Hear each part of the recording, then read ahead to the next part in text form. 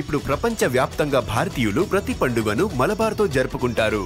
ఎందుకంటే మలబార్ అందిస్తుంది అద్భుతమైన అవకాశాన్ని. ఇది మీ పండుగలను మరింత ప్రత్యేకంగా చేస్తుంది. కాబట్టి ఇప్పుడు ఎక్కువ సేవింగ్, ఎక్కువ సంతోషాలు, ఎక్కువ సంబరాలు. ప్రతి పండుగకు మలబార్ గోల్డ్ అండ్ డైమండ్స్. అదే నేను ఎవరి మీద అంటే పోలీసుల మీద అనుమానం చెప్పగలనా? నేను పోలీసులు చేశారని నేనేం చెప్పగలనా?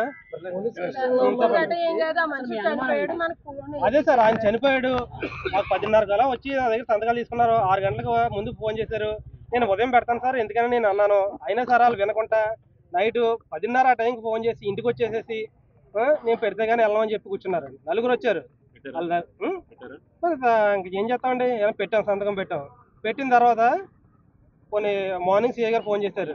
6-7 టైం కల్లా ఫోన్ చేసి ఇలాగ మీ నాన్నగారు ఇలాగా సూసైడ్ చేసుకున్నారట్టుగా అన్నారు. కానీ ఆ సూసైడ్ కాదు కదా, అది నైట్ 10:30కి. అదే అప్పుడు బాత్రూమ్ తీసుకొచ్చిన అతను బాత్రూమ్కి వెళ్ళి దూకేశారు అన్నప్పుడు మరి అప్పుడే మాకు ఇంటిమేట్ చేయాలి కదా అనేది. అదే మరి అక్కడి నుంచి తీసుకెళ్ళింది రూరల్ స్టేషన్లో ఉన్నారు ఆయన.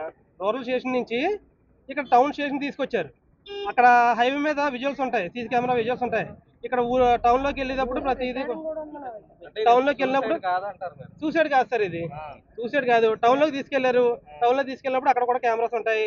ప్రతి దగ్గర ఆయన స్టేషన్ వరకు కూడా కెమెరాస్ ఉంటాయి. స్టేషన్ దగ్గర కూడా కెమెరా ఉంటది. అవన్నీ విజువల్స్.